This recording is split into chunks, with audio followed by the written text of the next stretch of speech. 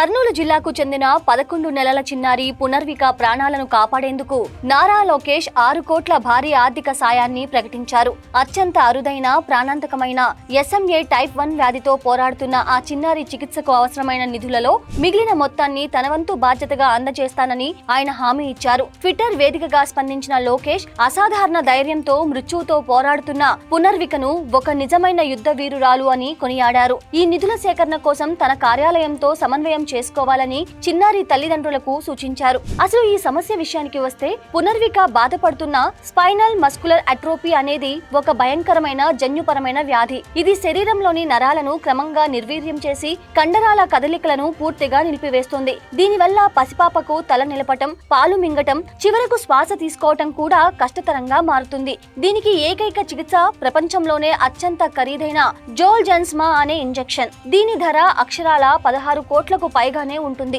ఇంతటి భారీ మొత్తాన్ని సమకూర్చుకోవటం ఒక సామాన్య కుటుంబానికి తలకు మించిన భారం. ఈ క్లిష్ట పరిస్థితుల్లో పునర్విక తల్లిదండ్రులు సోషల్ మీడియాను ఆశ్రయించగా సేవ్ పునర్విక అనే హ్యాష్ ట్యాగ్ తో రాష్ట్ర వ్యాప్తంగా పెద్ద ఎత్తున ప్రచారం జరిగింది. ఇన్ఫ్లుయెన్సర్లు, యూట్యూబర్లు మరియు సామాజిక కార్యకర్తలు ఈ విషయాన్ని ప్రజల్లోకి తీసుకువెళ్లడంతో అద్భుతమైన స్పందన లభించింది. చిన్నపిల్లలు తమ పాకెట్ మనీని ఇవ్వటం దగ్గర నుంచి సామాన్యులు తమకు తోచిన సాయం చేయడం వరకు కుల మతాలకు అతీతంగా ప్రజలంతా ఒక్కటయ్యారు. ఈ సామూహిక కృషితో అతి తక్కువ సమయంలోనే దాదాపు 10 కోట్ల రూపాయల నిధులు సేకరించబడ్డాయి. చిన్నారి ప్రాణాలను కాపాడటానికి ముందుకు వచ్చిన వేలాది మంది ఉదారవాదులను చూడటం ఎంతో సంతోషంగా ఉందన్న లోకేష్ విరాళాలు అందించిన ప్రతి ఒక్కరికి సెల్యూట్ చేశారు. ఇప్పటికే సేకరించిన 10 కోట్లు కాకుండా మిగిలిన 6 కోట్లు తాను సమకూరుస్తానని ప్రకటించడంతో పునర్విక చికిత్సకు ఉన్న ప్రధాన అడ్డంకి తొలగిపోయింది. పసిపాప ప్రాణాన్ని నిలబెట్టేందుకు సమయస్ఫూర్తితో స్పందించి ఇంతటి భారీ సాయం చేసిన లోకేష్ పై ఇప్పుడు రాష్ట్ర వ్యాప్తంగా ప్రశంసల వర్షం కురుస్తోంది.